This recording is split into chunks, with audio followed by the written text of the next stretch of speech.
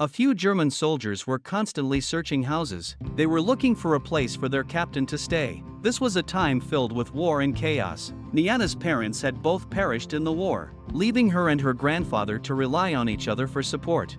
One day, the soldiers arrived at Jeanne's home, announcing that a German officer would be living there. Despite the grandfather and granddaughter's reluctance, the soldiers were very insistent. After inspecting the house, the officer chose Jeanne's parents' room. Jeanne, unable to express her anger, took her parents' photos and put them away for safekeeping.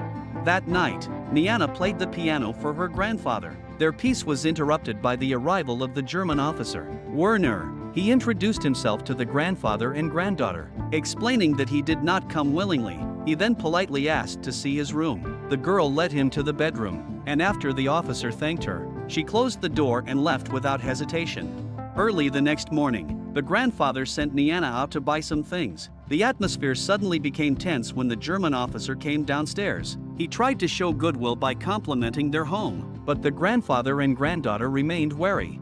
In the evening, while Jeanne was tending to her feet, she noticed Werner had returned and quickly put down her skirt. She sat beside her grandfather with a cold expression, holding a book. Despite their indifference, Werner greeted them again. He talked about his love for France and shared that his father had also died because of the war. He expressed that the war had caused suffering not only for the French but also for German families. However, the grandfather and granddaughter remained silent, leaving Werner to walk away dejectedly. The grandfather requested to hear Jeanne play the piano, but she refused, citing the presence of the German officer as the reason.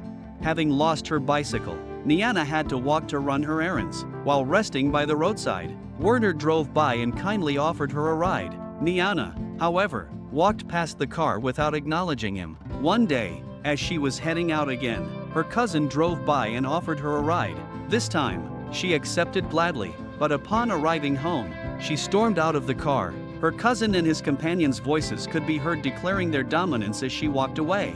Jeanne and her grandfather sat by the fireplace when the German officer came down, seeking warmth from the cold weather. Without getting a response, Werner approached the fireplace and began a long monologue. He revealed that he was a composer forced into the army due to family tradition. After he left, the grandfather felt a pang of sympathy, but Jeanne remained resolute in her stance.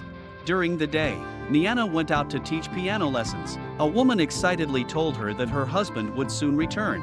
Jeanne continued on to a Jewish student's home, but after ringing the doorbell for a long time without a response, a concerned neighbor informed her that the family had left overnight, leaving behind a piano and a bicycle. The neighbor offered the bicycle to Jeanne for safekeeping.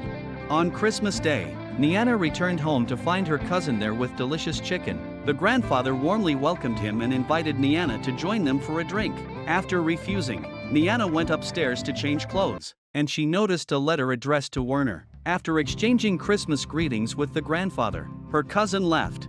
On Christmas Eve, Jeanne's grandfather went to meet with old friends, leaving her alone at home. The officer returned and approached the girl, mentioning the piece she played when they first met. He then sat at the piano and began to play. After finishing the piece, he came up behind her and wished her a hurried Merry Christmas before going upstairs. After the officer left, Jeanne went to his room, secretly lay on his bed, and opened his letters until she heard the sound of a car. Startled, she quickly returned to her room. When Werner came back to his room, he saw the opened letters. Jeanne returned home to find her cousin waiting at the door. He invited her to the village dance, but she refused without hesitation. Enraged, her cousin attempted to assault her, but Werner arrived just in time. Her cousin left with a cold sneer, while the officers silently walked up the stairs. The next morning, Werner found the grandfather and granddaughter again, informing them that two of his fellow German officers would be visiting. He decided to entertain them in the small house in the yard.